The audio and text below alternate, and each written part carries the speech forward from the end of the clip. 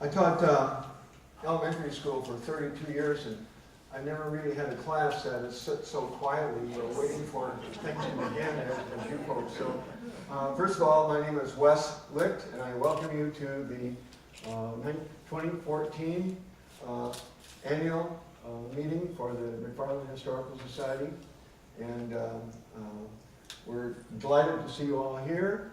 And we have some special guests, and we're looking forward to an entertaining afternoon with Speaker Shirley Bauman, who will be coming later. We have with us Representative Rob Call, who is going to be presenting a citation later to our society. And I want you to raise your hand if you are a past board member or past president of the, or a current or past member of the Historical Society Board. Raise your hand if you've been involved in that some way. Look at that. Give yourselves a hand. Thank you all for coming. And Andrew Day was here, and he's set up the video. I presume that it's working already. I don't know that. Sue Finley, Vic Finley, is back there taking photos, and she has done a lot of photo work for the committee with the Larson House Museum, and we're really appreciative of that. We thank you for that. Let's see, are there other dignitaries here? Well, we're all dignified, but let's see. We have any school board people here? We have one candidate who's running for village, Claire Utter. So I'm sure he'll try and twist your arm later on for a vote if you want to do that. And how many are Norwegian here? Oh yeah, that's good. Well, Dick Coles gave me these little notes here. He says, start this off with a bang. And oh gee. Anyhow, prune juice plus 7-Up. What's that called? Hurry up, it's called. That should be significant for those of us who are this age or older, right? And he says the Norwegians have also invented a new parachute. Did you know that? It opens on impact. So we'll stop with that right now. Anyhow, I'm really happy you're all here, and we're going to begin with a business meeting, and we'll start with our secretary's report. And Brenda Zier, who is on the board, and our secretary is not able to be here, but she did prepare a report, and you have it in front of you. And I'm not going to read it to you. But are there any questions or comments that you would want to make on the report? Jenny? I move we accept the secretary's report. Is there a second? Second by Joyce Will. And all in favor of the report, say aye. Aye. And that passes. Treasurer's report. Jackie Utter, will you come up here, please? And I'll give you the handheld mic.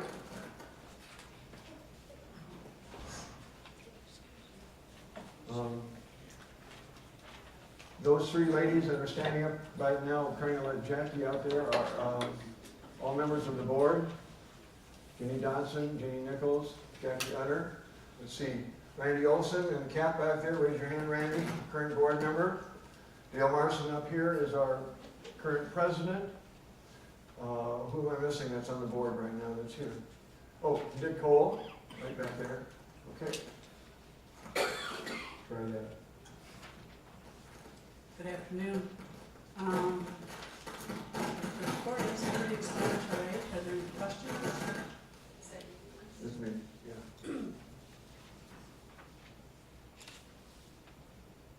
Okay. We started the year with $27,700, and we took in about $60,000 during the year, and for the Larson House is what I'm talking about here. So we had total Larson House receipts at the end of the balance forward and incoming for this year was $87,377.74. We had a very busy year doing repairs and reconstruction at the Larson House, totaling $66,924, which leaves us with about $20,453. And we have about 11,000 projected expenses that'll be going out in the next year.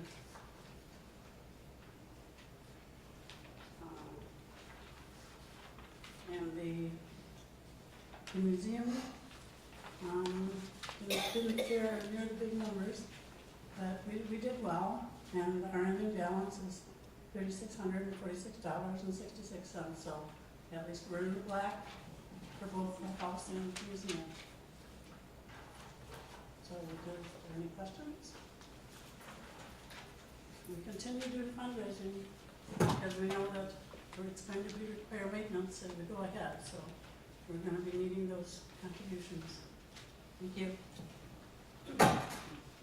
Is there a motion to approve the treasurer's report? Also, Motion by Ginny Nichols. Is there a second? Nicole, all in favor, say aye. Aye. Opposed? Carried. Do you have the microphone still? Oh, is it off? Okay. Why am I beeping? Okay. From Nicole, do you know what the Norwegian called his pet zebra? really? Yes, loud and clear. Spot. Right. You must be Norwegian. Okay, all right. Sure. Dale Marston, you're on. Why don't you come up here?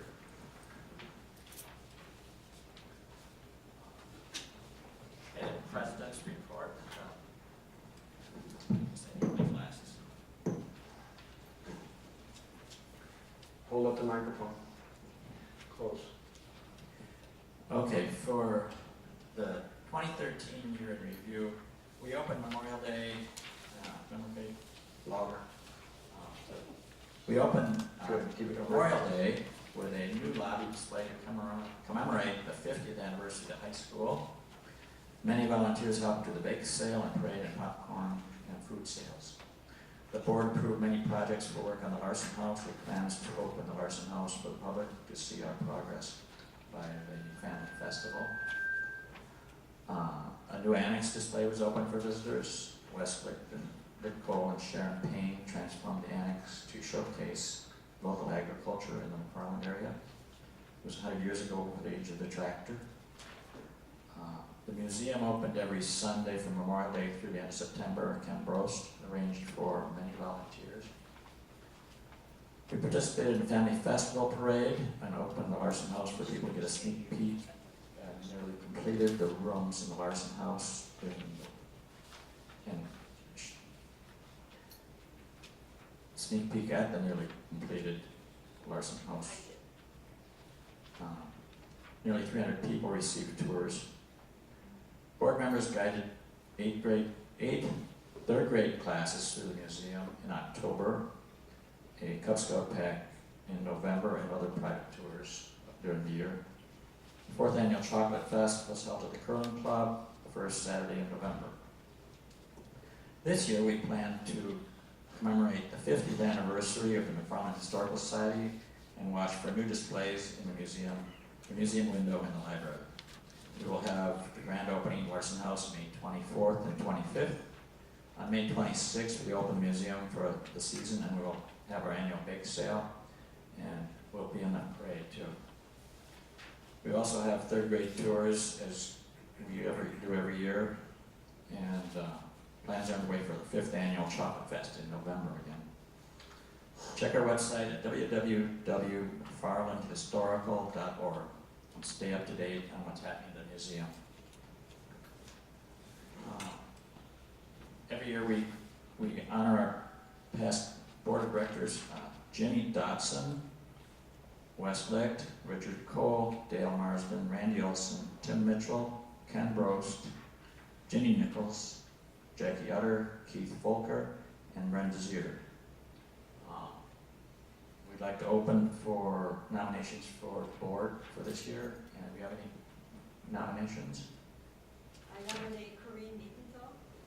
Okay, we have Corinne Niedenthal We're gonna wave to the folks, Kareem. there. Thank you, Corinne. Any more nominations? Okay. Do we have a motion to accept these nominations? I move to accept the nominations. And a second? Second. All in favor? Aye. Okay, passed. Thank you. Thank you, Dale. Jenny Nichols, please.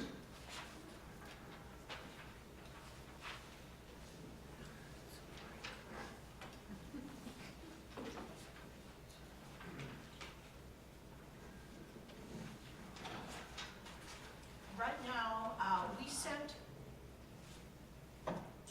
Push it up. can you hear me now?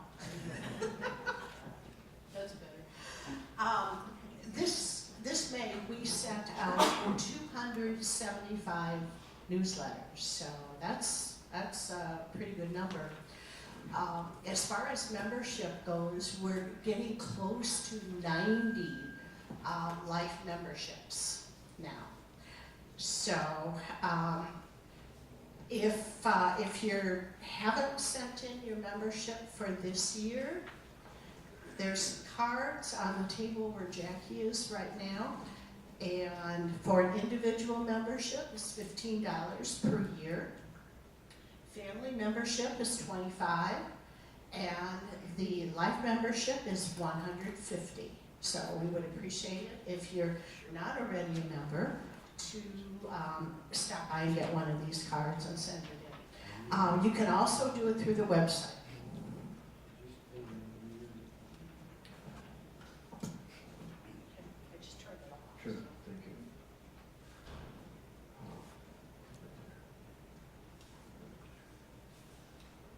By the way, our webmaster for the McFarland Historical Society is Jane Licht, right here. If you have questions or things that you'd like to see on the website, you need to contact her.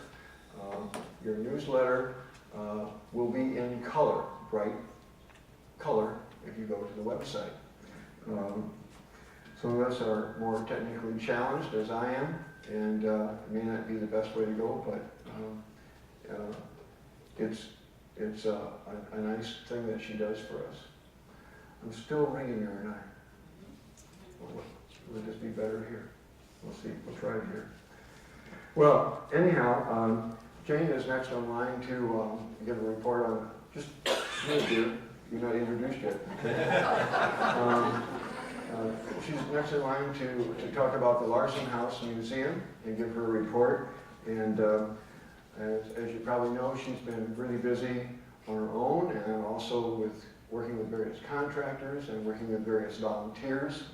And if you see her little Prius in the driveway, you know that she's probably someplace in the building. You just have to knock on the door or walk in and yell a little bit, usually using that side porch, the new side porch that so many people worked on, and especially here Lee Ackley, our wood expert.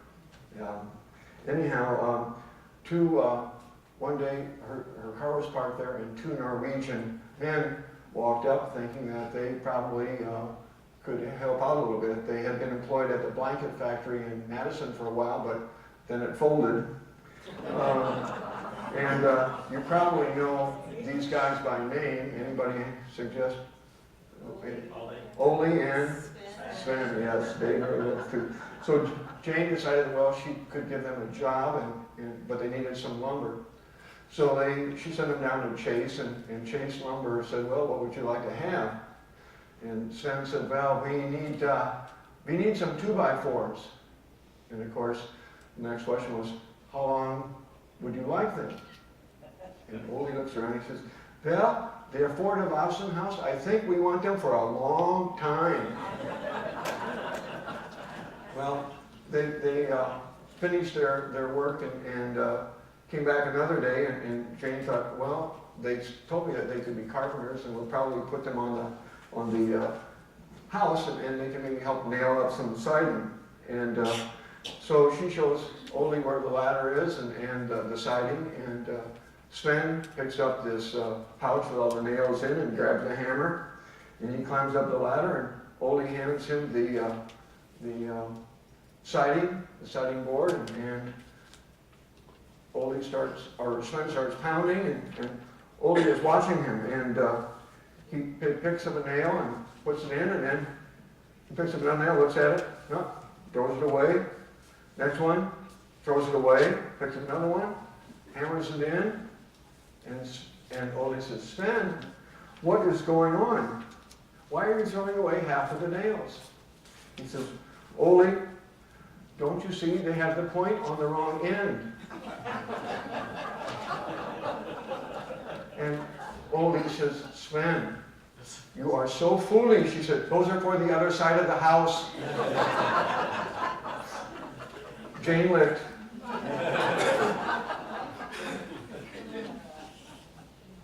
Okay, Push it. Well, I'm to give a report on the Larson House. The Larson House is nearing completion. It's about 85% done. The first floor is nearly finished and all the rooms are named. We do have to complete the Edwards family history for the pantry. The second floor is nearly finished. We do need to finish the closets. And I was going to say that the child's bedroom is still available for naming, but there are a couple people who have approached me recently about naming the child's room, so perhaps all the rooms are named. The basement needs to be tuck pointed and the attic needs more insulation. On the exterior, we need to take care of the front doors, the spandrels for the front porch, and the ramp to the side porch. As far as the gardens and landscaping, we have, let's see, Tyler Beckson's Eagle Scout project is a pergola for the backyard. And there'll be new plantings for the herb garden, and there'll be some annuals, and already hundreds of perennials have been planted. The grand opening is May 24th and 25th from 1 to 4 p.m. with a ribbon cutting on May 24th, weather permitting. And if it doesn't permit, then we'll have the ribbon cutting on the 25th. Also, later in the summer, there will be a ladies' afternoon tea. It's a type of Victorian garden party. It will be on July 19th, and the rain date is July 26th, and it will be authentic, and it will be fun. We have a very long list of contractors who donated time and materials, and a very long list of volunteers. And all of these names will be on display in the entryway of the Larson House. The Buy a Board campaign is over, raising over $20,000. Buy a Board book will be on display in the entryway.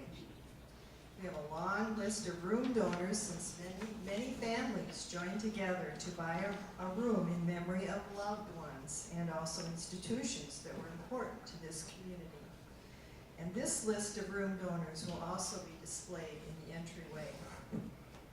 Though I cannot list all of these names because of time constraints, my husband would not be happy. I do want to give special recognition to our mowing crew. And the mowing crew, which really kept the lawn looking so nice all last summer, and they plan to do it again this year.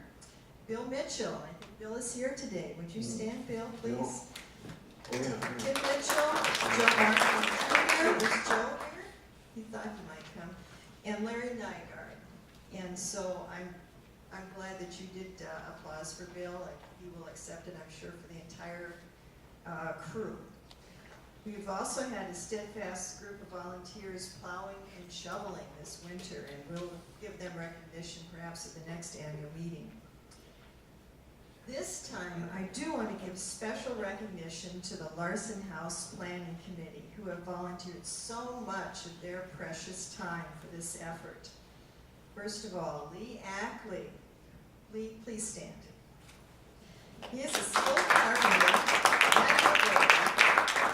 He repaired and replicated the gable decorations, the porch columns, the handrails, and the spandrels on both porches.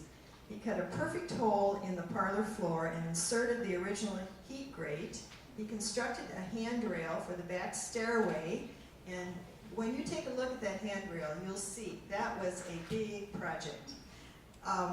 And he repaired the kitchen doors so that we could actually use old-fashioned keys and keep it authentic. So we thank you so much for all of your time and your excellent, excellent work. Thelma Allen. Thelma? Come on, stand up. Please, please. Thank you.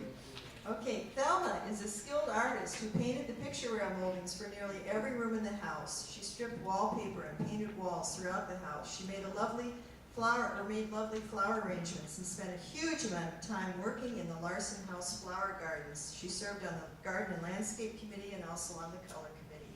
Let's thank Thelma.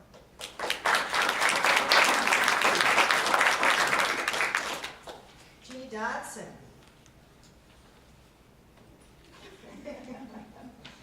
Ginny serves as chair of the Garden and Landscape Committee that sprang into action as soon as the north and the east sides of the house were resided. Ginny and her committee planted hundreds of tulips, scores of hostas, and other perennials. She worked with Eagle Scout Sean Cole with his herb garden project, and now she's working with Tyler Beckson, who will be building the pergola. Thank you, Ginny.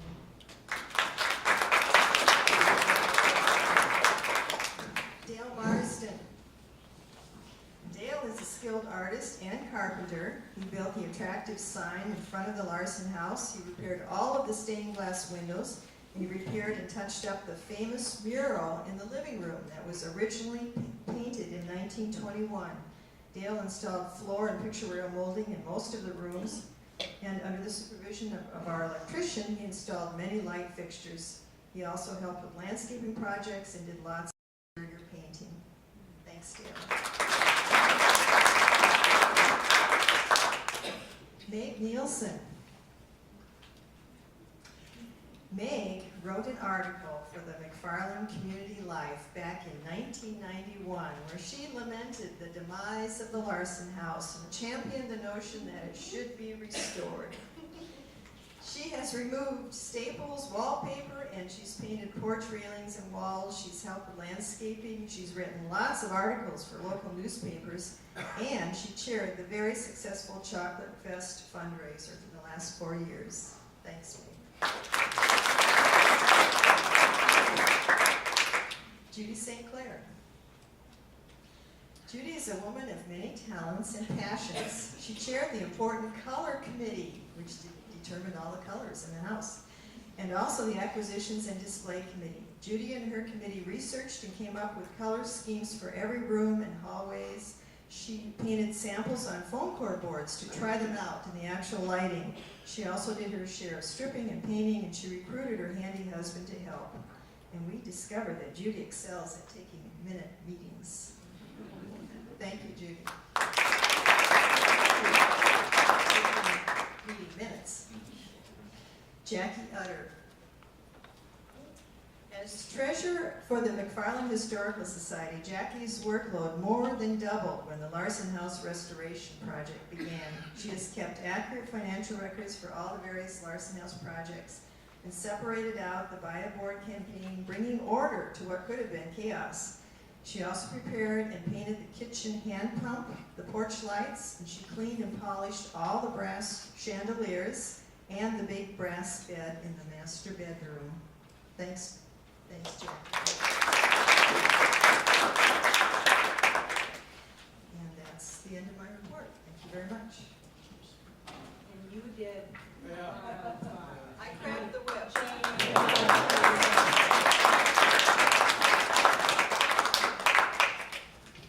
don't have a picture of Jane, but it was during this hot, hot summer that she spent many hours in our garage with the door open, behind a desk that, or a bench that Lee Ackley had provided. She had a gas mask on. She had a heat gun in one hand and a scraper in the other. And she did all those balusters that, use this one? Oh, did all those balusters that Lee put together. I held most of those that Lee put together, by the way. So that one should be good. A little sidelight on those Yes, balusters come on. and things that Jane did in the garage.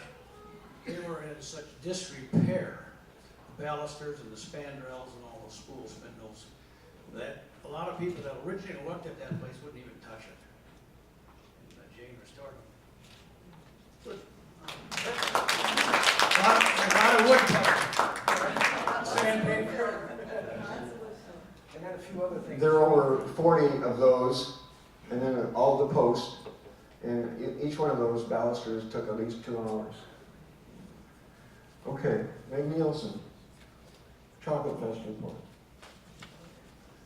We can't do this without money. Or chocolate.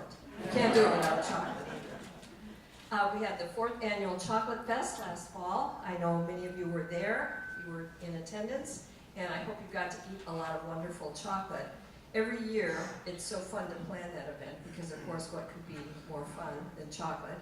And it's so lovely that chocolate is one of the things that is keeping the lights on at the Larson House. The money from the Chocolate Fest goes directly to the Larson House for maintenance and, of course, some restoration as time goes on. But it is in support of that wonderful project. I've been the head of that committee for the last 4 years and have such a great committee.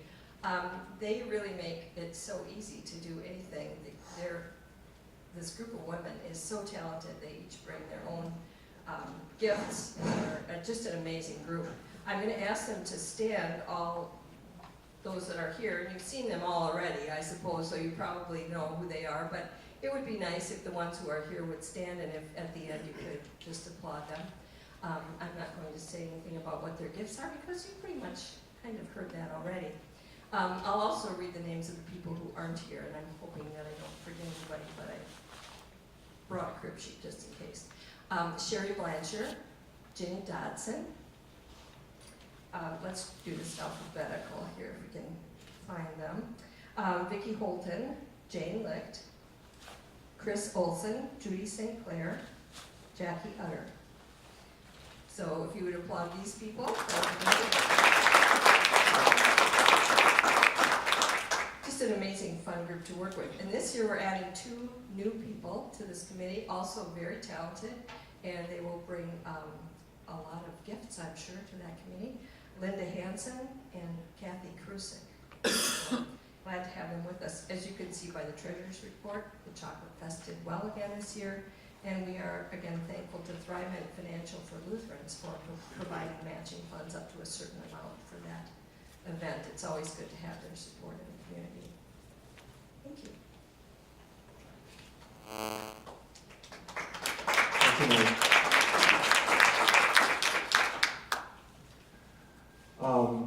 As you probably read in the newsletter or in the, I don't read this. As you probably read in the newsletter or in the paper, it is the 50th anniversary of our society. On February 3rd, 1964, the Wisconsin State Historical Society recognized our organization, and so we became legal at that time. Actually, William Hockstead and a couple other people started the organization back in 62, 63, and it was in 1989 that the Historical Society had a great 25th anniversary. And I haven't talked to some of the older board members who were on that time. Tura probably has memories of the McFarland, what was it called, one night in McFarland or something like that. It was an afternoon or evening event with games and food and movie. In 1994, our Historical Society received the award of the Reuben Gold Thwaites trophy. It's a traveling trophy, but in this picture on the piano, the bottom line says McFarland Historical Society, and there's quite a nice write-up there that Ron Larson was president at that time, and it's a nice write-up, and you can see the board members there, Tura and Jay, and there was one other person. We're not in the picture, but they were part of the board at that time. The board was 18 members at that time, and I've always been impressed with that.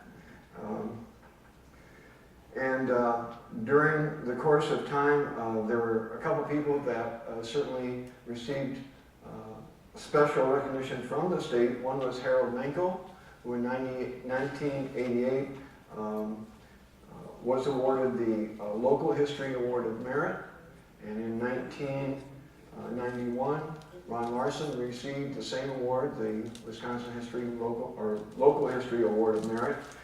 Ron did a lot of stuff with books. Ginny Dodson or Nichols, would you hold up a couple of the books there that Ron worked on, please?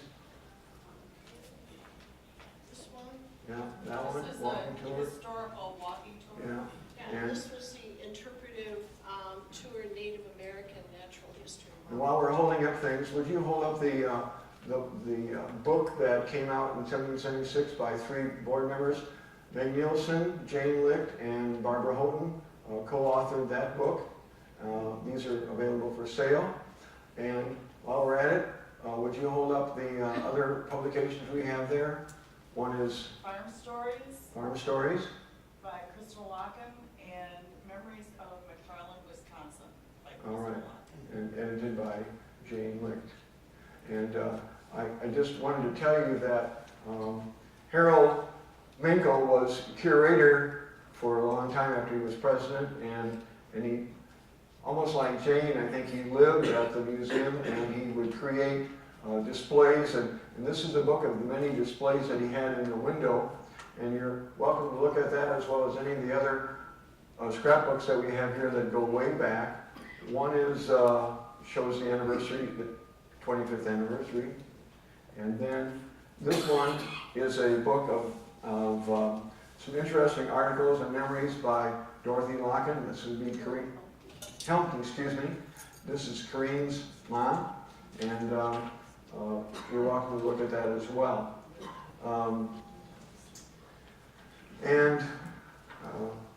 Anybody else want to say anything? I know that, oh, I forgot here. Tura's always bringing me things that she finds. I'm not so sure where she keeps these things, but this is an article about the collection that came from the Scarry family. Mrs. Green, who is a descendant of Albert Scarry, donated over 1,100 items and a bunch of money to help start our building of our museum. And this tells a little bit about it. At the time, there was no building, and everything went on the 3rd floor of the high school, or not the high school, the elementary school at that time. And you can imagine that was a lot of work. It said one of the most exciting discoveries made during the packing, and this was in the log cabin where many of the things were kept, were 2 small boxes hidden under a corner of in a corner under a Norwegian trundle bed. The boxes measured only about 1 by 2 inches and one opened like a puzzle. Inside each were bloodletting instruments and a small wad of cotton. And it goes on there. It's, oh, by the way, it's the teenagers help pack and carry the items up to the 3rd floor, 82 steps by their count. You can imagine. Historic Society has its tax-exempt status and has a solid core of members. However, says Hochstedt, due to the fact that dues are only $1, more members are needed to get the society going. So we appreciate your contributions to our membership and keep those dollars coming to us. At this time, I'd like to introduce, was there anybody else that has anything to share? I'd like to introduce Representative Rob Call, and he's going to make a presentation to Dale, our president. Oh, by the way, over here are the original documents that came from the state recognizing our organization, and we also have photographic history of all the presidents that had served during the course of time. Lee Bolin and Ruby Larson served 2 terms, not consecutively. Oh, excuse me, that's not quite right. They served twice, a multiple of years, as did many other folks, multiple of years, but they served twice. Thank you, Ralph. All right. Thanks, Wes. Thank you for allowing me to be here today. Senator Miller could not, he had a prior commitment, so he wanted to send his regrets and also his congratulations. I've got a lot going on today. I've got 4 young kids. I get to hockey on the east side and Madison Youth Choir on the west side, but I wanted to squeeze this in because I've always had a passion for history. I grew up in Fond du Lac, and just down the end of the street is a place called Galloway House and Village. And if anybody knows history in the state, it's a very prominent area in the state with as far as its historic displays and so forth. And I spent a lot of time there because my parents were both very active in our historical society up there.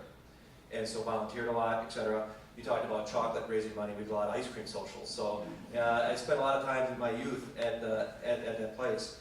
And when I moved to Monona, where my wife's from originally, and she's from the region, so I've got a lot of new jokes I can take back home. I appreciate it, Wes. When I moved to Monona, one of the first things I did is I joined the Blooming Grove Historical Society because of my passion and love for history. And that's what I majored in as an undergrad, which would explain why I went to law school, because not many jobs out there for a history major. But if you walk into the office in the Capitol, and it's your office, I'm just temporarily holding the seat, you'll see in the entry, in my reception area, a picture of the Tonawatha Springs Hotel, which used to be in the village or town of Blooming Grove, which is now the city of Monona, on Lake Monona. And then if you go into my office, I've got a huge picture of downtown Fitchburg, which is also in my assembly district, from 1923. I got that on loan from their historical society. The Tonawatha Springs one, I actually got a loan from the State Historical Society. And when you come into my office, I've got pictures of myself and the president, the vice president, all these other things, but what everybody usually gravitates to and want to talk about are those historical pictures. You know, it's something that can bring us all together. It's our common tie, our common bond. And it's something I try to do as a parent in our family vacations the last few years, Philadelphia, Washington, D.C. Even when you go to places like I have with my kids, San Diego, I try to incorporate a day or so looking at there's a lot of naval history and so things like that. And so when I was asked to take part of this today, it was something I really wanted to do because I know the importance of a historical society to a community. And you know, admittedly, I've only represented McFarland for about 1.5 years or so. I spent time down here quite a bit because Monona's not that far away, and this is where my kids all learn to ice skate at the rink here in town, and I've got a lot of friends here in town. But it's been through things like the Larson House fundraiser and just getting involved in the chamber and learning more about the community that I can see the pride that you all have in your community. And it's similar to what I see in other communities I represent, like Monona, Fitchburg, where it's important to look back and find out where you come from and recognize that. And 50 years is a long time. You folks have put a lot of time and effort into getting to this point from, frankly, pretty humbling beginnings, which is how I think how all these historical societies start, to where you are now on the verge of opening up the Larson House, which is quite an accomplishment. I mean, it's been noted, it takes a lot of money and a lot of sweat and effort and a lot of volunteers. And so to be on the verge of opening up that site is a great recognition for all of you. And so we wanted to do something at the state level to recognize your efforts. And so Senator Miller and I did do that. And if you want to come up, Dale, I can. As you can see, there's a lot of words here. I'm not going to read them all because I know as politicians we're always told to try to keep it. Please read them all. You want me to read them? Yes, sir. Okay. This is a citation by the Assembly, and it says, "Know you by these presents, whereas the McFarland Historical Society is celebrating its 50th anniversary, and whereas the McFarland Historical Society received its state charter and articles of incorporation in 1964, was entrusted with a significant collection of artifacts from the Albert Scarry estate in 1969, completing a museum building in 1972 on a donated Main Street lot, relocated an original log cabin from the Scarry family's hidden farm in 1974, and constructed an annex for more storage and display space in 1990. And whereas the State Historical Society of Wisconsin presented the Reuben Goldthwait Trophy to the McFarland Historical Society on October 29, 1994 for distinguished service to the village of McFarland through its exhibits, programs, and projects that depict the community's past. And whereas the Society constructs and maintains educational exhibits in its museum, log cabin, annex, and the local history room at the ED Library, schedules open visitations throughout the summer from Memorial Day to Labor Day and on other special occasions, and conducts tours for school classes, organizations, and private groups.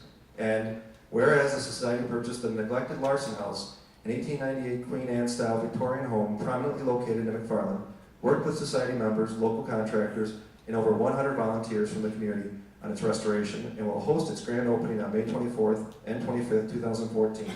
Now, therefore, Representative Rob Call and Senator Mark Miller, under Assembly Rule 97, hereby congratulate the McFarland Historical Society on its 50th anniversary, commend the individuals of the McFarland area whose hard work and dedication has enabled the Society to provide residents now and in future years with a connection to their past, and appreciate the opportunity to present this citation that commemorates the McFarland Historical Society's service to the community.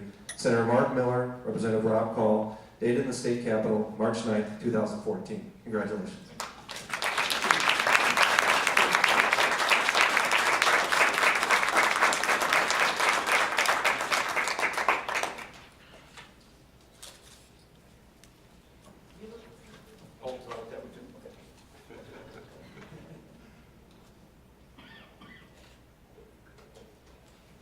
Thank you so much. Thank you. And as Rob mentioned, the historic Blooming Grove Historical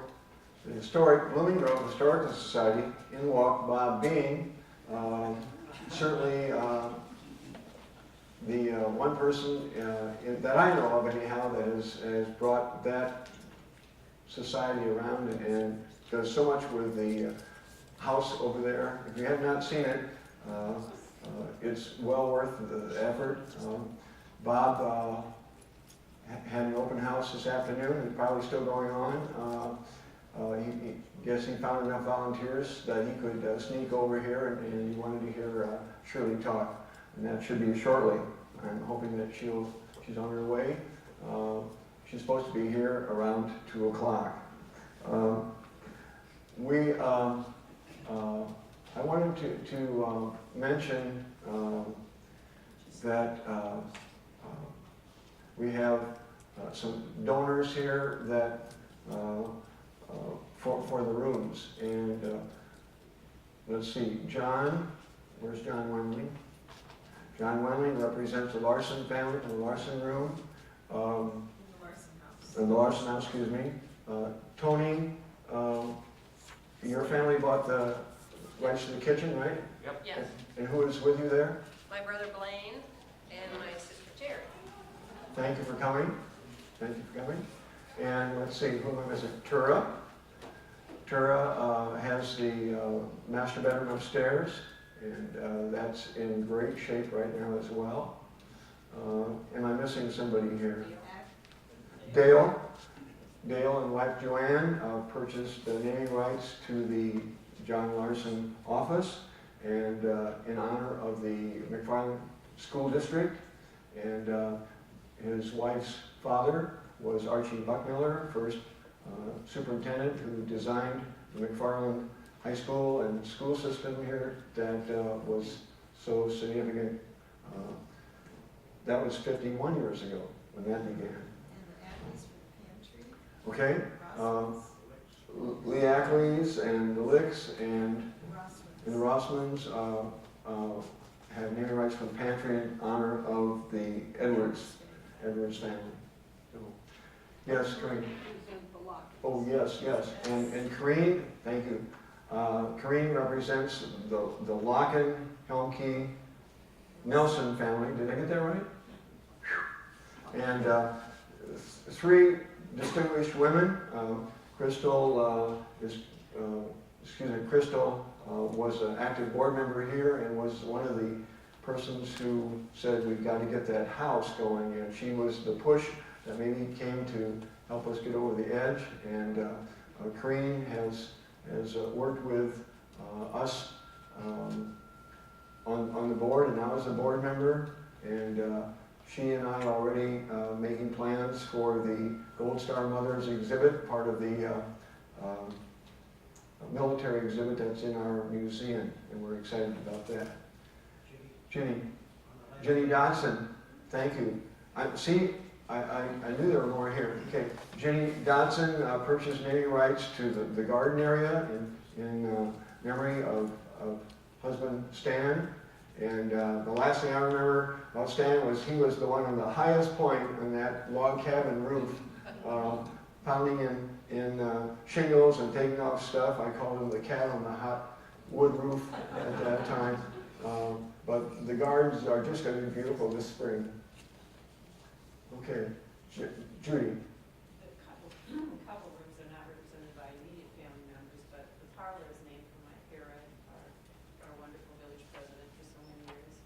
Right, Mike Harrod, yes. And the dining room is for the McFarland State Bank, and we do have a direct connection here over there with Sue Vic Finley And Homer? and Homer. Right, okay. So, yes, that's right. Thank you, Judy, for bringing that up. Isn't that wonderful? And I see that Shirley has arrived, and we are going to take a break while Shirley gets everything. Wait, you forgot to mention something. How could you forget? Jane is Citizen of the Year this year. Could I mention that? As I have not said to congratulations to Jane yet, though I'm on the McFarland Chamber of Commerce, on the committee. And now this year we have chosen Jane Licht as our Citizen of the Year. So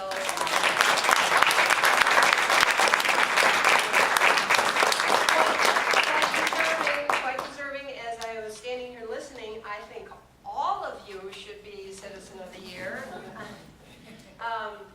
The event will be Sunday, April 6th, correct? Yes.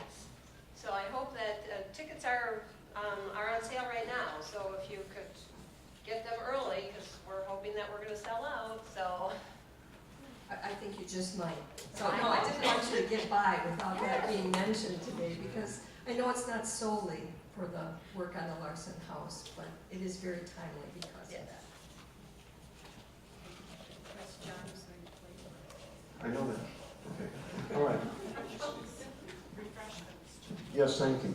I've got all these good helpers, and I appreciate that. Because I'm getting up there, I don't say old person and elderly now without thinking about what I'm trying to say. And John Lenling, who was one of the first ones to play the grand piano in the Larson House Museum, is going to play this piano for us right now. I hope it's in tune, John. And we're going to have refreshments. I don't know, Jane, do you want to hold up that cake, or Norma, can you hold up the cake for us here? That birthday cake, please. And we've got birthday cake, our anniversary cake, I guess it is. John, come on up front here. John is going to play a very familiar tune, and we're all going to sing. And we're going to take some time to socialize and have some treats while Shirley gets set up, and then we'll begin our presentation. So there is this, look at that.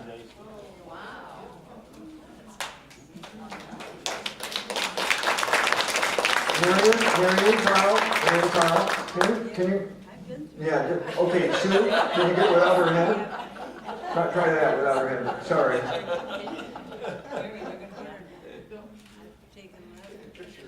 And Jane, don't put your thumb in it, please. Okay. The cake came from Posville's Bakery in Stoughton. Yes. A good Norwegian cake, I guess. Okay. And happy anniversary. Happy anniversary. Yeah. To us. Sure. And to the McFarland Service anyway. So, We're gonna sing? yes, we will. I'll lead as best I can. Are there music majors here that would like to help out?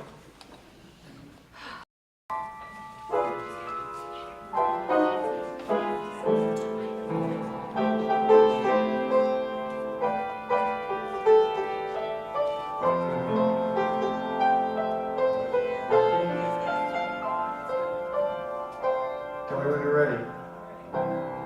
Birthday to us, happy birthday to us, happy birthday, McFarland Historical Society, happy birthday to us.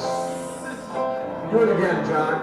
Do it again. Birthday to us, happy birthday to us, happy birthday.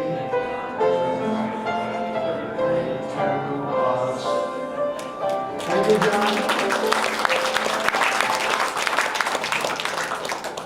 I was, I see Joyce's face here, and I see Don Garriman. I was going through some scrapbooks, and I saw where they played a duet with accordion and song music.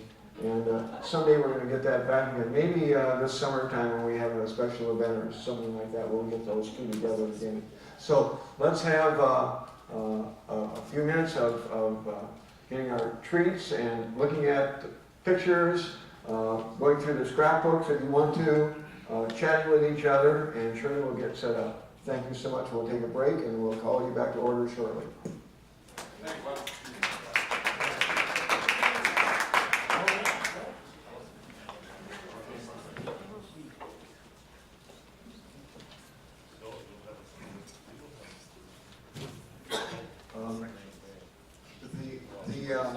The display in the window at the museum, which is still up, lady by the name of Sharon Payne and I put it together. We were working on, it was called Rockin' Around the Christmas Tree.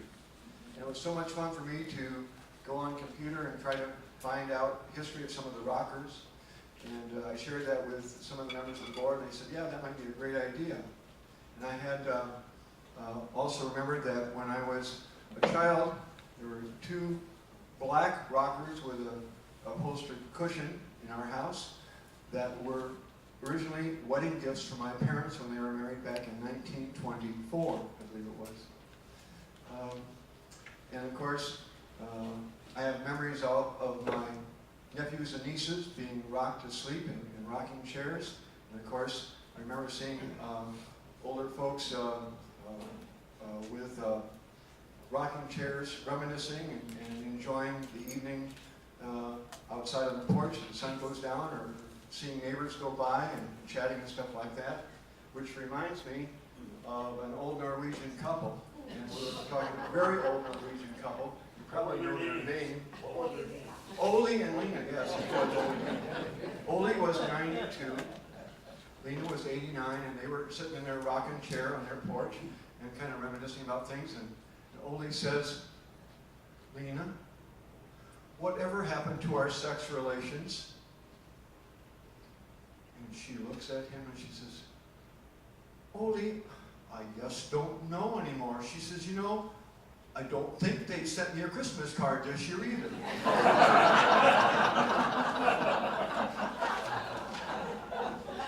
Shirley Bauman is here from Heirloom Appraisal and Estate Services. And as you can see, it's rocking it, rocking through history. Shirley is an expert antiques appraiser, an auctioneer, a dealer, speaker, and a writer. And she has made multiple appearances on the Wisconsin Public Radio and appeared on American Pickers, the History Channel's most popular TV show. And in 2008, Shirley was our featured speaker here as we hosted an antiques fair for the community, and lots of folks brought in items that she made comments on.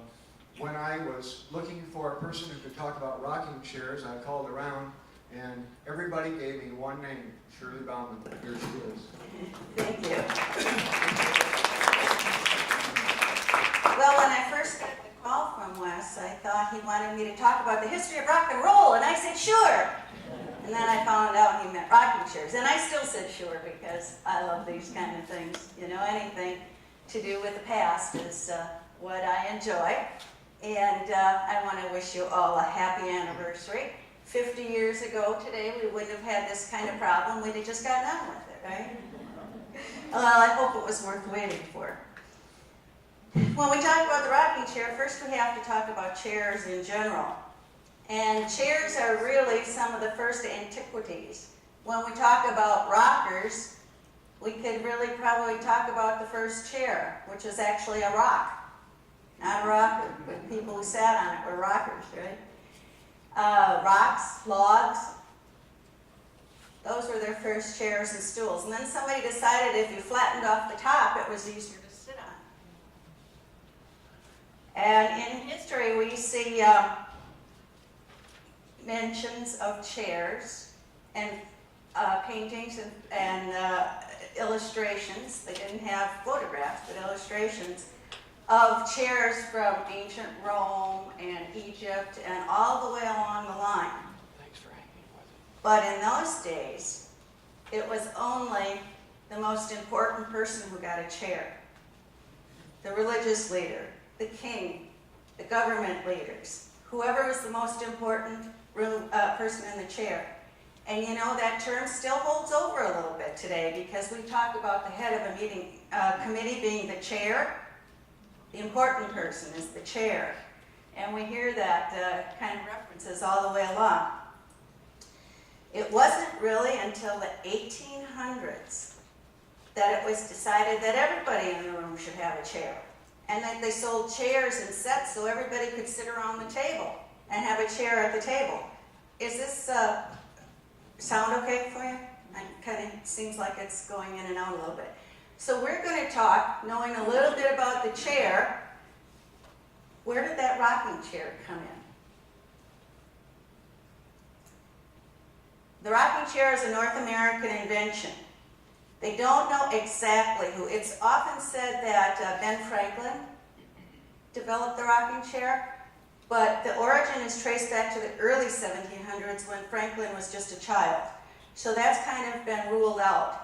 But they don't know exactly who it was who first did it. Ben Franklin owned a rocking chair, and he adapted it so that when he rocked in his chair, it moved a foot pedal, which ran a fan with a big palm leaf over his head for a little breeze over his head. But the first ones were just regular chairs, and they were fitted either with like skates or skis or rockers to use in the garden. When I say the garden, that really means outside, in the yard, the lawn. They didn't have patios and sidewalks and porches to set these on, so if they wanted to sit outside, their chair would what? Sink into the ground. So you put this ski or skate underneath and it spread out the weight and you didn't sink. Okay? 1700s. Now there were already rocking cradles at that time. But not chairs, not items other than children that would rock. Whoops, this is what I want to do. Now I hit the wrong button. These are early images from the Italian Renaissance period. They're paintings, portions of paintings. And you can see they're two baby cradles. So, you know, it was thought that infants, babies needed to be comforted. If you see the first picture, that rocker goes top to bottom. The head goes down and the feet go down and up. I think that'd be a little unsettling. But the other one you can see goes side to side, and that makes a little more sense here. Again, 1400s. So that they thought that they knew that the babies were comforted by that motion back then. And then they went into toys, again, now amusing and comforting the children. This particular picture is from a German. This was thought to be Germany 1700. So by this time, that horse is really quite evolved from just a barrel with, you know, kind of a head on it, a barrel seat. So those toys were made for children, you know, along the way. And this, they think, predates the actual adult rocking chair as well. The Shakers thought that adults who were sick could be comforted by rockers, so they made adult cradles for their infirmaries. This is quite a bit later. You see, this is 1800 already. But I just wanted to put that in because that was something new I learned as I was getting ready for today. So the Windsor chair is the first to be adapted to a rocking chair. Now the Windsor chair itself on the left is just a static chair. That was developed in England. But it was the Americans who put the rockers on them. And this one is a comeback, and there's many different types of Windsor chair, and we have a style in front here, right in the center of a Windsor. And we'll look at that a little bit later. But if you look at the picture of the one with the rockers, see how short the rockers are?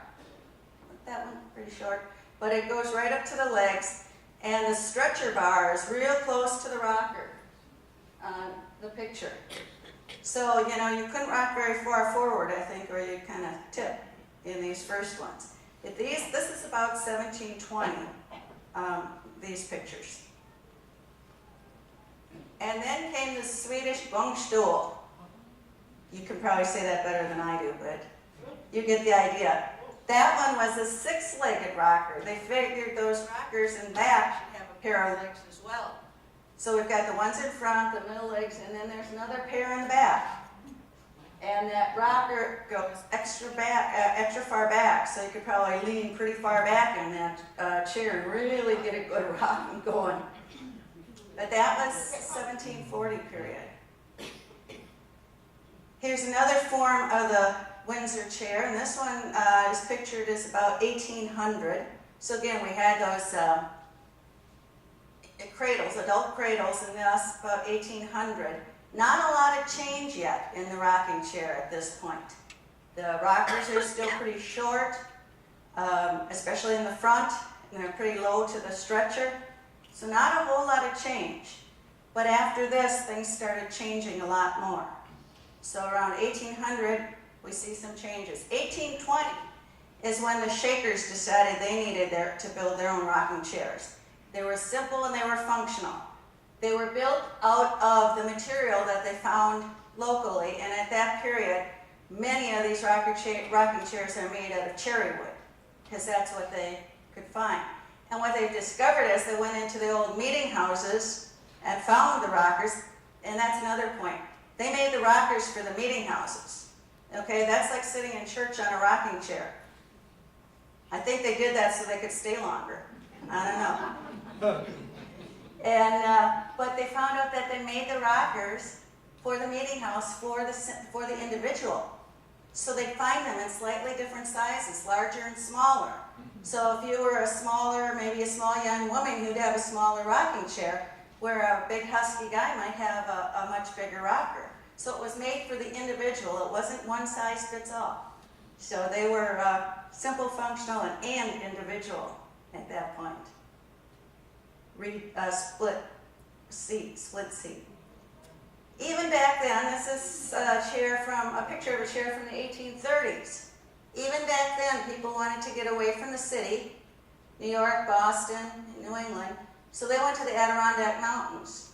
And there they made the chairs from kind of raw tree parts, the twigs and the branches. And we still have a chair called Adirondack now, and we do see this style with the branches and things. So again, 1830s is where we see the first example of that Adirondack rocking chair. That looks like something you could find today in some artisan places. Boston rocker. Again, we're still in New England here. About 1840. That was the first mass-produced rocker. That was where they decided they could make the parts and put them together. If you look at this chair compared to some that we've just gone past, the crest rail on top is much thicker and it's curved. The back spindles here are starting to have a little curve, so they could sit a little bit more comfortably against the back. The seat has quite a large curve back to front. Kind of shapes along to the human form.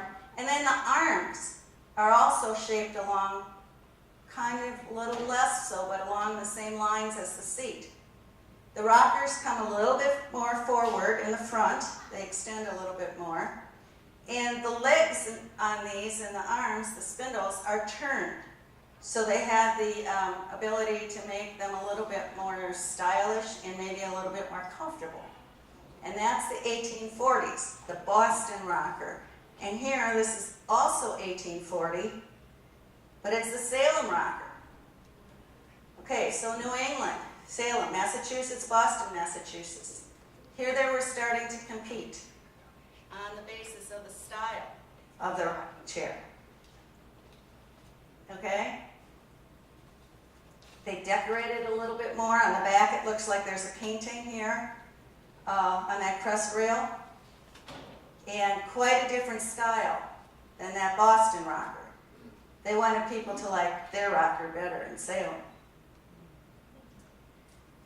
By the mid-19th century, 1850s, they learned how to make wicker strong enough and in such a way that it could be made into the rocking chair.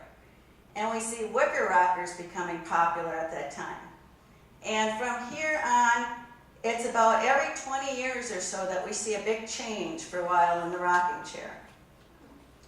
These wicker rockers went right, I mean, this is Victorian all the way. And it went right through into the much later Victorian period. And, you know, some of them get real high in the back, but that was the period. The Victorians, you know, more over the top, the better. They liked their curlicues and decorations that didn't have any purpose but to be decorative. So that was those crazy Victorian period. Now look at this one, 1851. Looks modern even by today's standards. That was first shown at the London exhibition,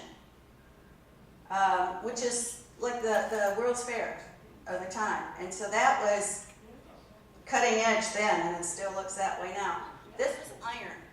And this person, who was not an American, he was from England, but he then, after this was so popular, he came to America, and he's really credited with developing the whole iron industry in this country.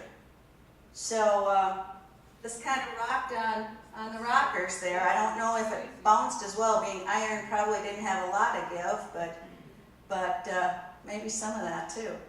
So that's 1851. Now we're getting into the bentwood rocker. Have you heard of Thonay? Thonay furniture? Yeah, Michael Thonay from Austria was the one who patented this bentwood process where they steamed the wood for a long time and then could bend it. And they had their workshop called Gebrüder Thonay, the Brothers Thonay in Austria. And the first picture there is a picture of the first Thonay rocker. The other one is also a Thonay, but it's later. Now look at the curves. They differ somewhat. The second one, it looks like there might be just a little bit more support for the back, and it changes from an upholstered chair to cane seat and back. They may have also been doing upholstered ones at that time, but you see the arms are higher, makes it look just a little bit different. But a Thonay is a well-known chair.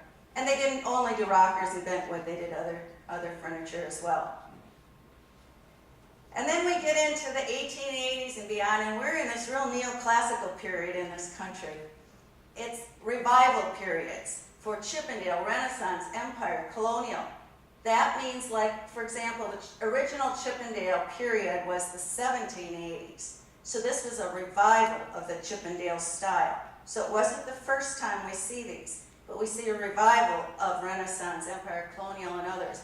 And that's why we've got chairs somewhat like this, which is kind of a fantasy piece. I can't really tell you what style this is. It's kind of Renaissance meets Colonial revival. And so we start seeing a lot of different elements put together around the 1880s. And between 1880 and 1900, that's where we've got a number of these chairs that are here today. So that's a period where we see a lot of chair making and a lot of rockers around. Child's rockers, the children's rockers were first made around the 1850s and 60s. So some of those were that period for the first time. I guess they thought either you were a baby or an adult, and you sat in a chair that was too big or in a cradle that was too small. Early 20th century, they went from those crazy over-the-top designs to the simple designs. Quality craftsmanship, or the arts and crafts period. It's also often called the mission style, and that's from the straight lines of the Spanish missions out west, where they didn't have a lot, and they made things sleek and simple. These two chairs are pictures of chairs, both by Gustav Stickley. And we see that arts and crafts style a lot, and it is very popular still around this part of the country and a lot of other places, but around here, a lot because of the influence of Frank Lloyd Wright. Now, this is a little bit of an aside, but it has to do with chairs. Stickley, you know, like everybody else, had to pay his dues and come up in the ranks. And Stickley, earlier on, before he was selling these rocking chairs, made electric chairs for the prison system. And I got to sit in one. No electricity was going on at the time. It belongs to someone. It's in a private collection in Toronto. And I was up there, and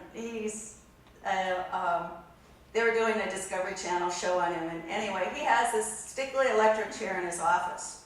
And so that's where his guests can sit.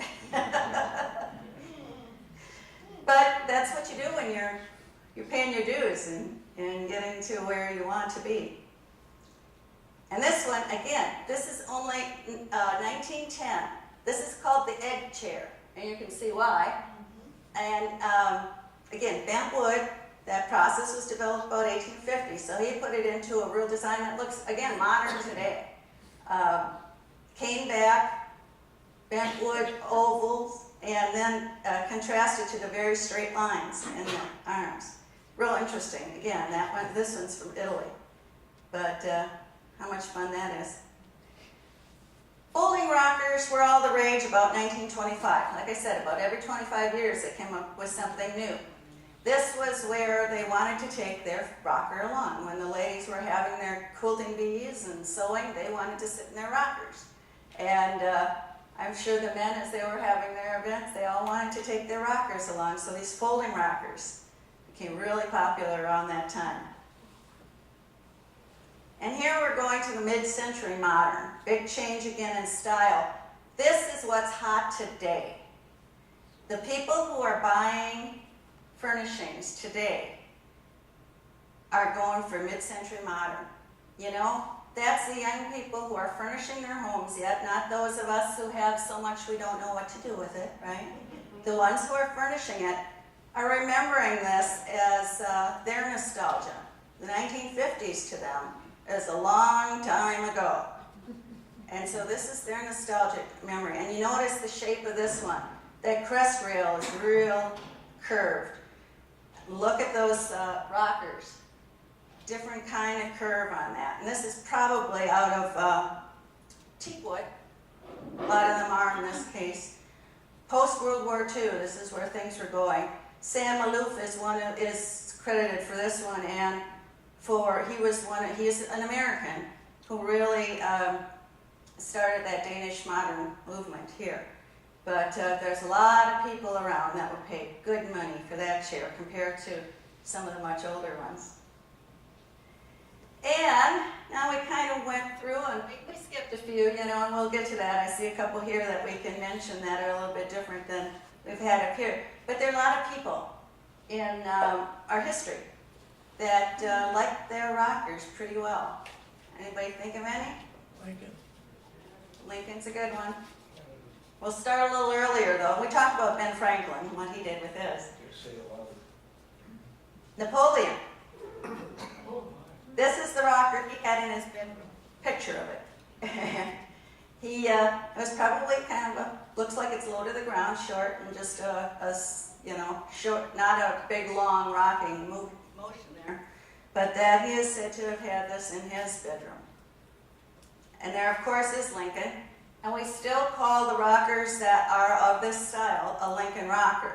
The curve on the handle, that arm, big arm curl like that is a Lincoln rocker. We've got carving up on the top crest rail.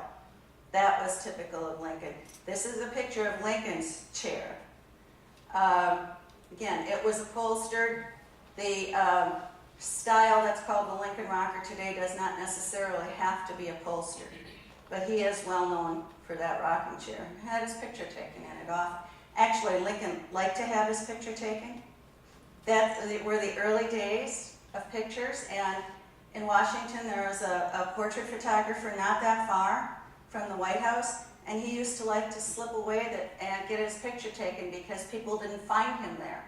And he could sit quietly, because they had to sit for a long time then to have the picture. He could sit quietly where nobody could find him for, I don't know, half an hour or something. So he was known to have liked to go and have his portrait taken. Mark Twain. We often see this picture of him in that rocker on the porch, and you know, that kind of just evokes the feeling of the southern plantation with the big columns and the large porch where they overlooked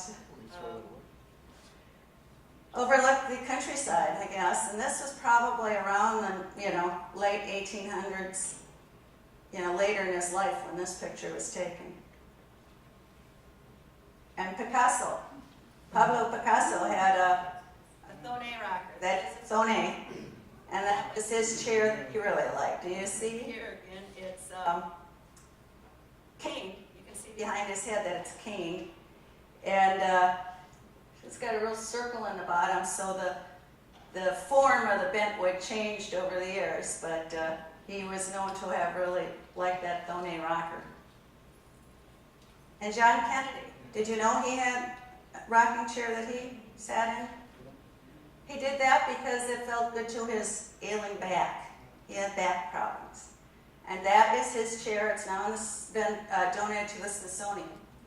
But that is his rocking chair. He was even known to have that rocking chair on Air Force One so that he could sit in it en route when he was in the plane. So that was a really important rocker to him. And I'm sure there are rockers that are important to you and your family. The ones that, where you rock the little babies, your children, your grandchildren, and where Grandpa sat, and maybe it was great-grandpa's chair handed down in the family. And they all still evoke that kind of feeling of being taken care of, the leisure time, the kind of warmth of the things. And of course, there are some women who think of the rockers as a working chair. Their sewing chair was the rocker. And so there's all kinds of things that go with the rocking chair. And I'm so glad you brought some along today. And we'll go down the road here. We're going to start to my left. And this is, it's the wood is oak. Porcelain oak. It looks to me that it has been refinished somewhere along the way. But the really interesting thing about this is it reclines. You want to show them how that works? You can move the back that way. Now that's called a Morris chair in its design with the back like that. And that's named after William Morris. And he was from England, did a lot of design elements of that size. He really made an impact in the design world. And things were always just a little bit different with William Morris. So very nice chair with the Morris style chair. Rockers, you can see they extend a little bit in the front and the back. We've got, this is probably around 1900, give or take a little bit. Whose chair? Anybody want to say anything about it? Who brought it? It was donated to the Larson House. Ah, donated to the Larson House. For the Larson House, yeah. Wonderful. It's probably, you know, as much as we like rockers and the story of rockers today, it's kind of hard to sell a rocker. There's not many people that, you know, when you go to the antique shops or something, they're not buying rockers. Yes?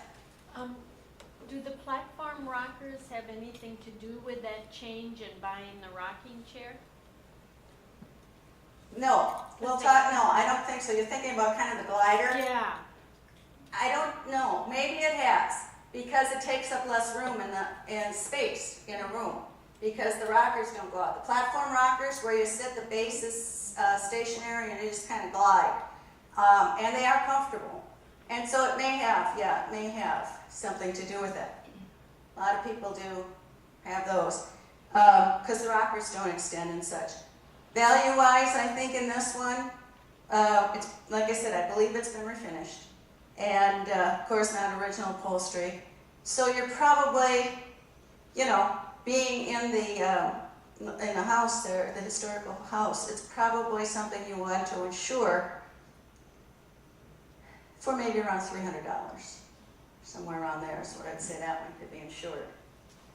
It's actually the exact amount that we, the value that we put on it. Great. The donors. Good, good. This one is a Victorian piece. And this decoration, if you look up on top, it'll be pretty obvious. This is called ball and stick. We got the ball here and the stick. And it's got a cane seat. Nice rockers again. And this is an actual true cane seat. It's not a piece of caning that's pre-done and placed on it. You can see that they each go through the individual holes. That's more sought after by collectors. It takes more to do that. It gives a little bit better and looks and holds up better. And it's the true artisan's way of doing it. Very nice rocking chair of late Victorian period. Again, possibly refinished. Anybody want to say something about the chair? I don't know a lot about it. I know my parents very often went to auctions Mm-hmm. and they bought it at an auction. So Okay. I know a little about the history of that chair. Again, it's very nice looking, and there are people that just collect the ball and stick style furniture, no matter what, you know, of any kind. And we're probably talking about $125 today's market. And again, the furniture market's down, the rocker market's down. I know that they are probably, in many cases, priceless to you because they have a family connection, so don't let numbers stop you. If you don't want me to say anything about that, let me know. Now this is a Windsor style,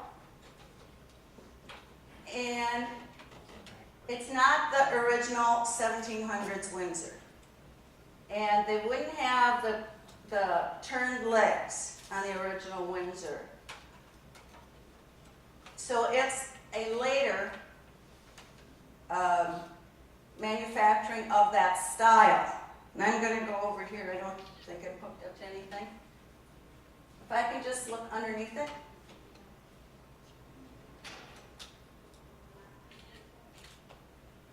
We've got pig construction. I think it's got some age to it. It's not like it was yesterday, but it's hard to say without looking at it a little closer. But the turnings and the slats make me think that it's probably more of a, maybe 1850s. You know, we still have the old style, the way the rockers are put on, but they're not just cut off, and again, the turnings and things. I think maybe around 1850s. Very nice chair. Anybody want to tell us anything about it? Came from my mother's family, and I know that myself, my two brothers are rocking that in the 40s for sure. Okay. And you had a comment, sir?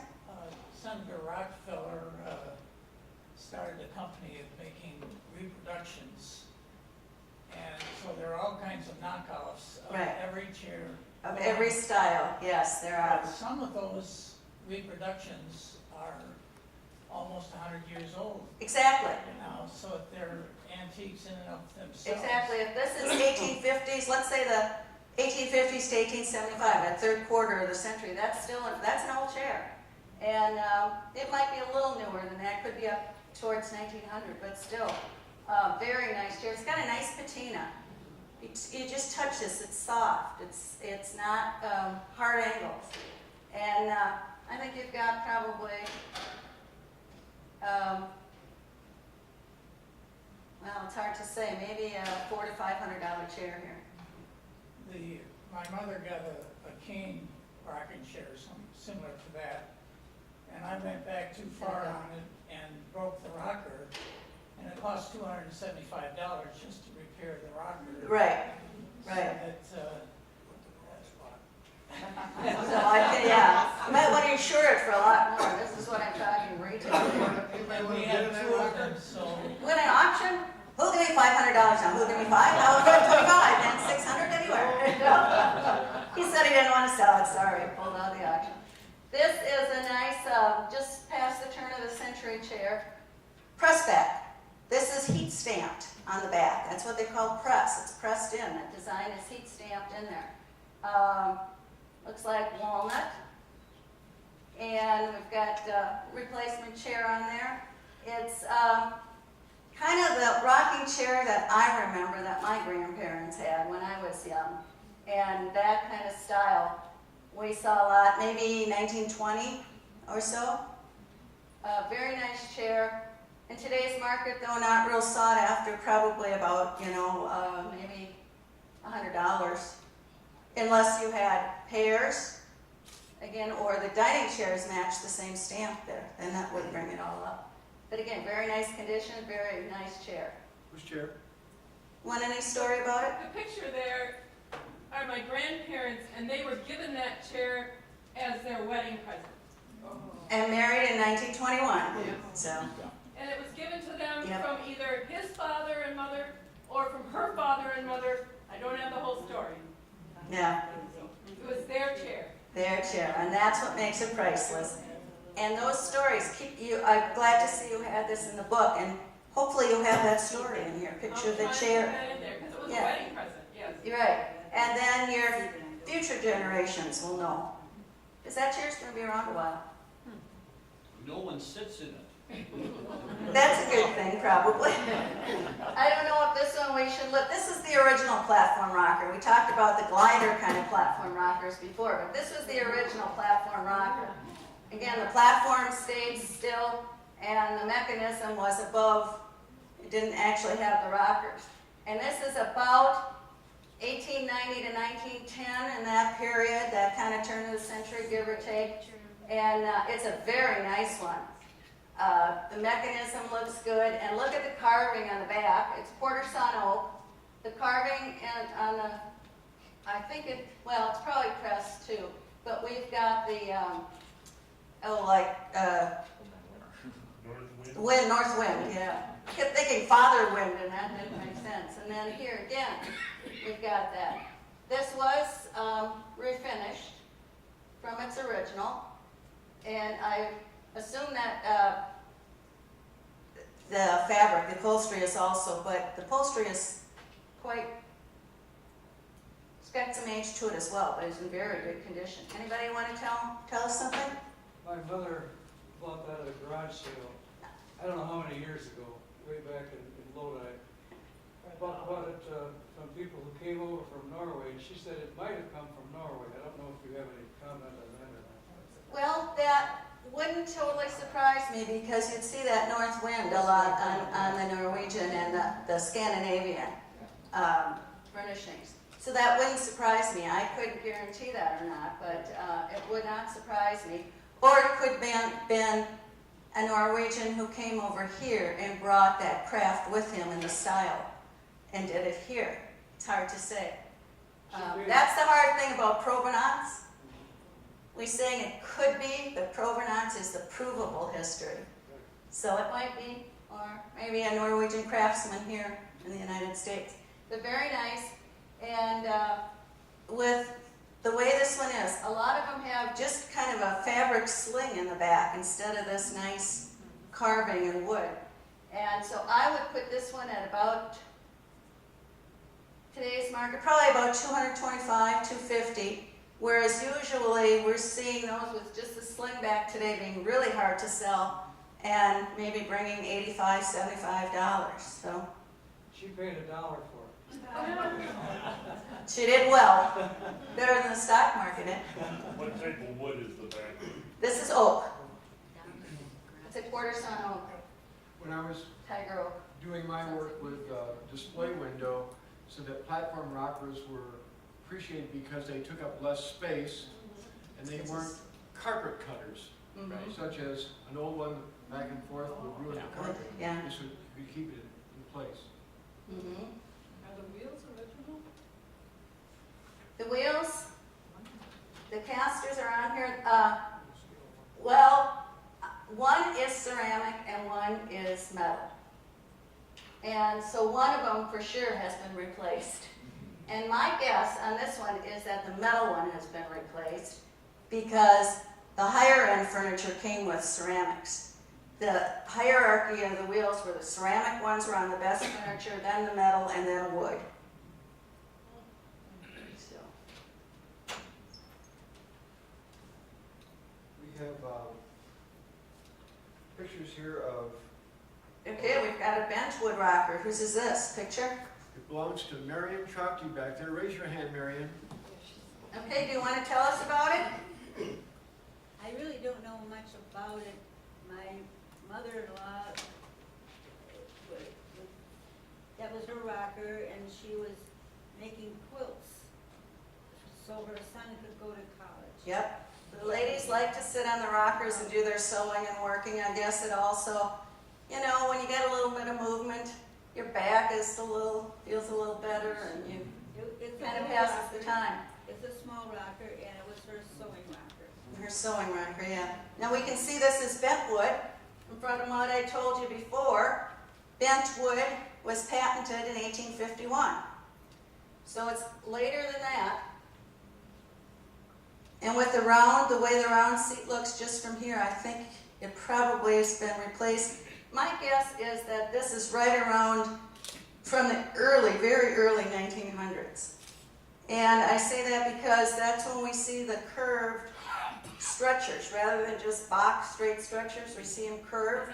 You know, earlier on, some of the chairs, not necessarily rockers, but they had that stringer, this piece, curved inwards when the woman had to wear the big ball gowns.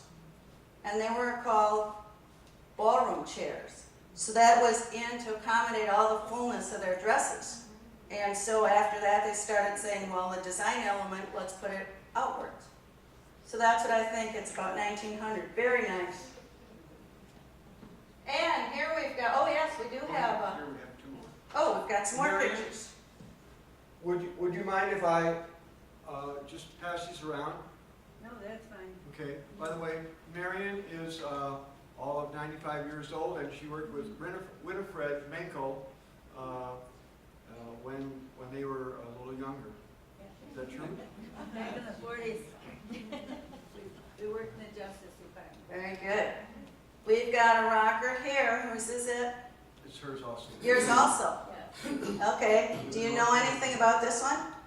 I know that my grandmother came from Germany, and she spoke no English, but by the time I got to reading the funny papers to her every Sunday morning, I was speaking partly German and she was speaking partly English. That happened in my family too.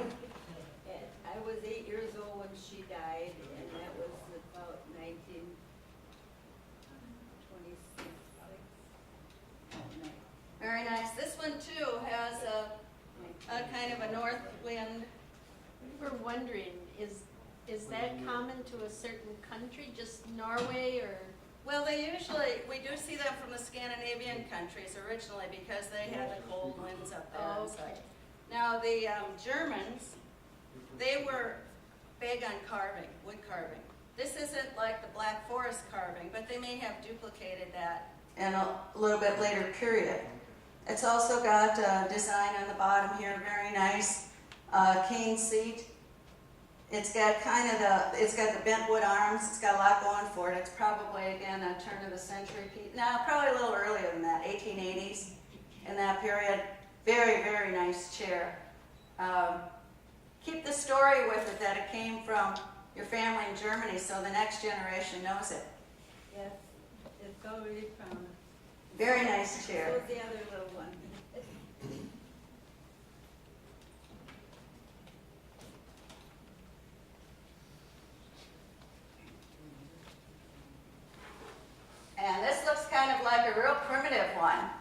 Whose chair is this? It belongs to a friend of the museum. Okay.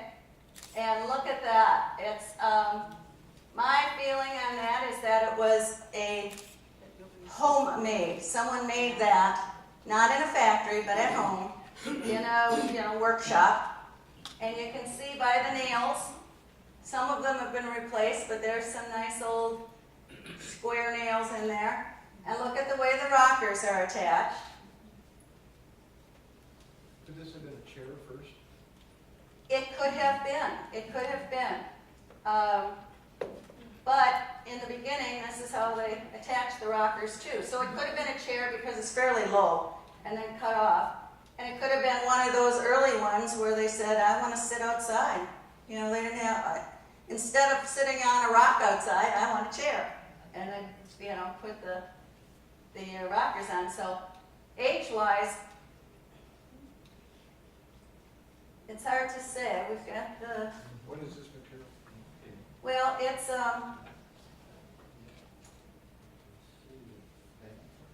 help me. It's twisted fiber is what it is. And you can see underneath, it's a natural, Brush? brush, yes. Yes. And it's twisted, that's why it looks so much different on the top than the bottom, because here it's been twisted into like a heavier thread, and here it's kind of natural. They did just a little decorating on here, so they had, this is definitely done with hand tools. This is not done with, power tools, or anything, even the earliest of them. Boy, age-wise, earlier 1800s is my feeling. Oh, wow. Or, I think what do it you know? came from the southern part of the United States, like Okay. Florida area. Could be. Sure. Anybody know anything more about it? So when did square nails stop? Well, they stopped, well, they didn't really stop for a long time. We see square nails up into the mid-1800s. Yeah, the Dean House was built in 1856, and I have Hale's square nails Yeah. from that place. I think this is early 1800s. That would make, value, oh my goodness, that's be a hard one. There's, some stress cracks in it and that kind of thing, but still from its age, my feeling on that one would be about $600 to $700 in that range. Have you seen the IROC? No, I haven't seen the IROC. Look at that. Look at this one, you can. This is Pass it around. a Swiss design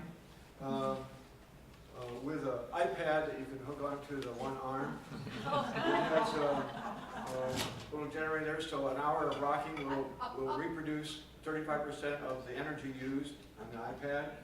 And it also has speakers at the back there, or the headrest, either for increased relaxation or for the hard of hearing. I'm not sure which. Very cute. Give us the And here we've got the child's rocker. And we see child's rockers really proliferate right around the 1880s to 1910 in that period. And this one, I think might be right around that 1900s period into the early 20th century. Rosemall on the seat. Bye. Tell me. It is, okay. Who is Pierre Lisnius, as you said, and we know his name. I see a lot of heads nodding. He did a number of things for my family in the 40s, early 40s. And he is credited with bringing this craft of rosemalling here to the United States. So very, very nice. That itself has more value probably than the rocking chair. Yes, yes. Because he did it. Yeah. And there's a little label under it. That's her own name. That's your own name. My daughter took it to the Antique Roadshow. Yes. And what did they tell And us? they said, "What is this? We haven't seen anything like this. Where do you live?" And when Stole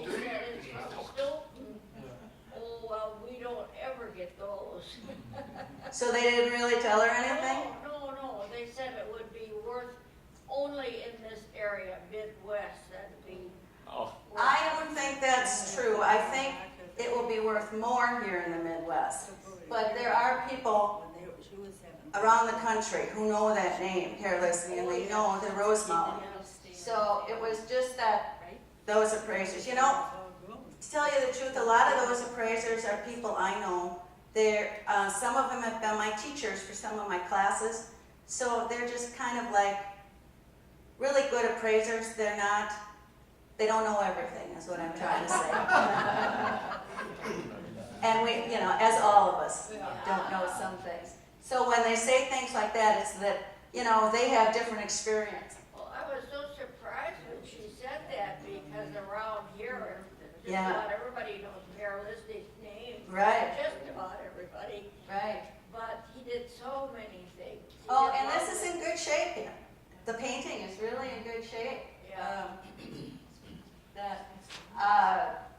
Around here, I easily think that could bring 250, 350, maybe even more. And if it were just a child's chair painted as off-white without that Yeah, yeah. It belongs to $50. the Historical Society now. in, wonderful, wonderful. And I think that should, for an insurance value, would be higher. Yes, ma'am? Even like Qualheim, you know, in Stoughton, that's, Yeah. you know, known for Ethel Qualheim, but with her rose mowing, she's got a piece in the Smithsonian. Yeah. So I mean, that rose mowing. Rose mowing is well known as a craft, yeah, and respected as, from the Smithsonian as a craft in America that was, of course, brought here by Pierre Lisney. So yes, I think there's definitely other people that know it. It just wasn't that appraiser's experience. Yes. Lots of children's chairs are wicker, and there are wicker rocking chairs. Wicker, yeah. Too. When did the wicker rocking chair?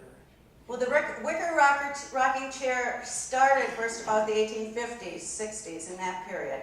And it kept going on through that whole last half of the century there, that whole Victorian, late Victorian, into the late Victorian period. I think we see a lot of the children's rockers starting more around the 1890s in the wicker. And that, like I said, they didn't, for some reason, they didn't make child sizes first. They made them later. And at that period, children were kind of treated as little adults.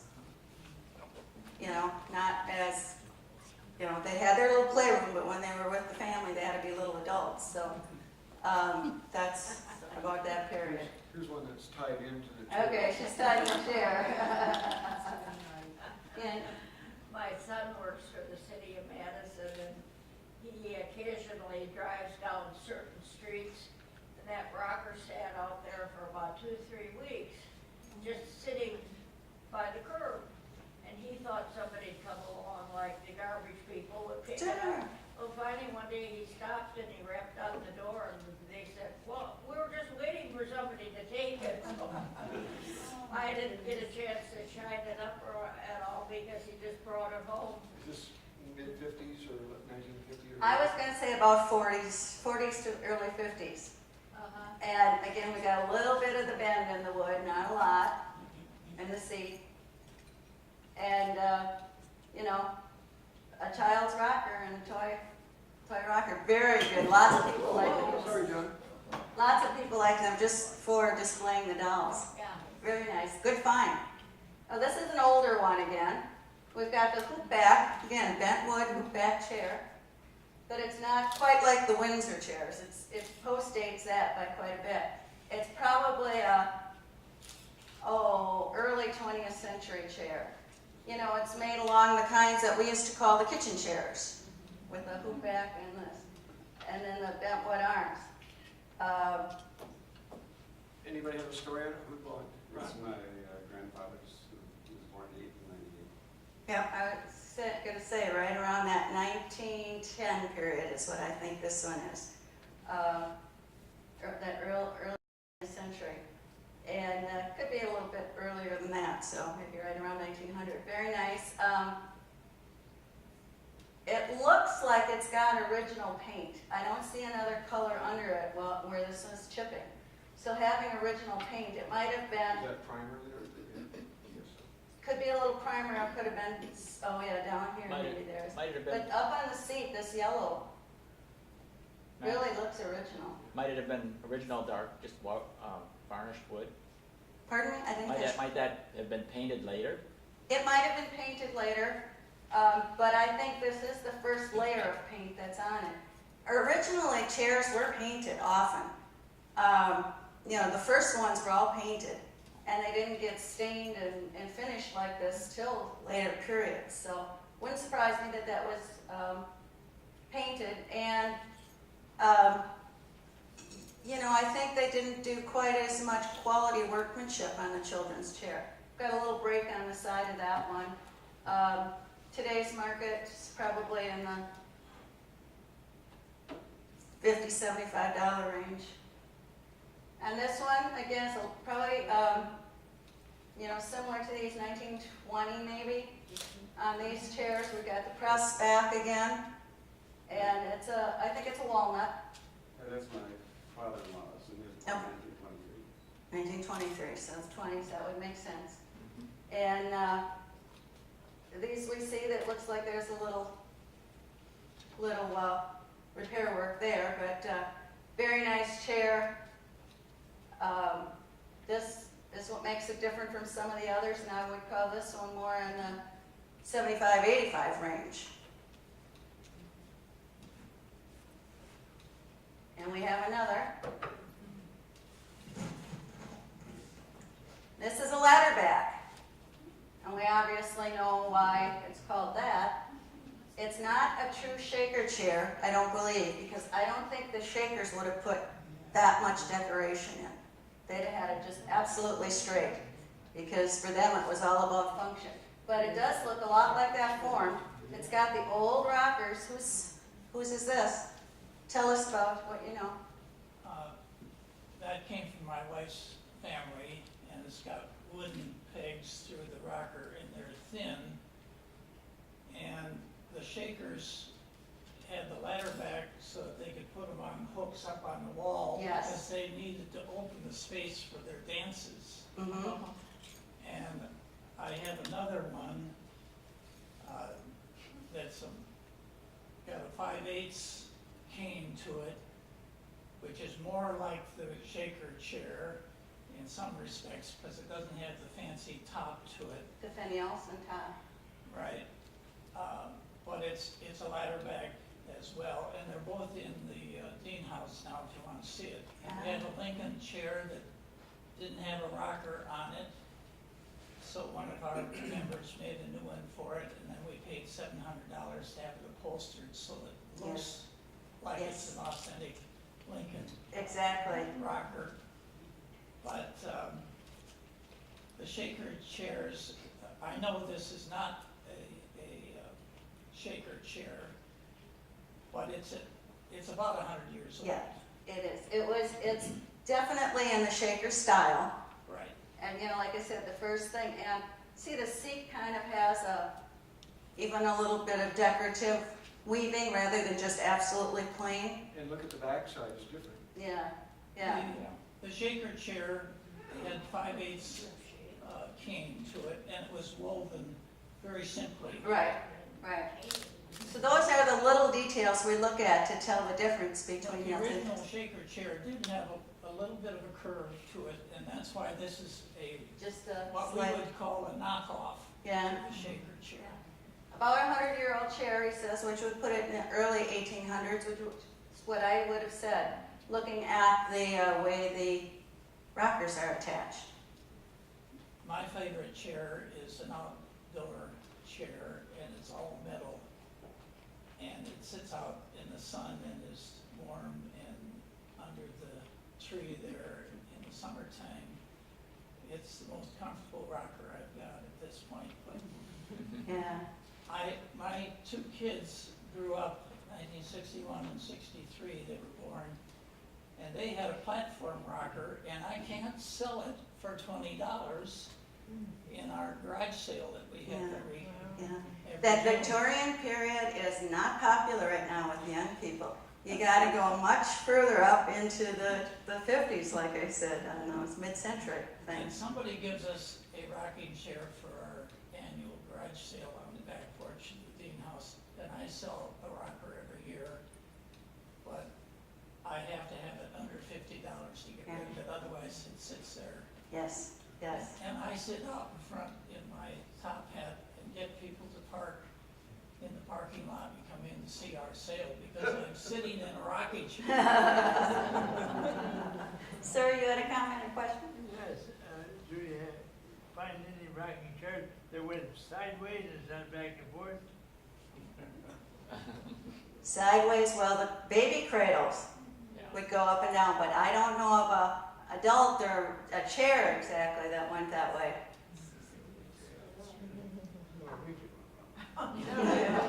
I think it depends upon how good the party was the night before. I think we can open up a whole new market. Okay.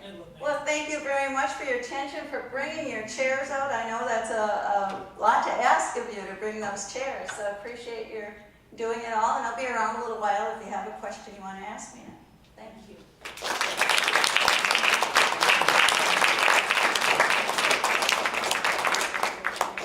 I have some notes here, just a minute.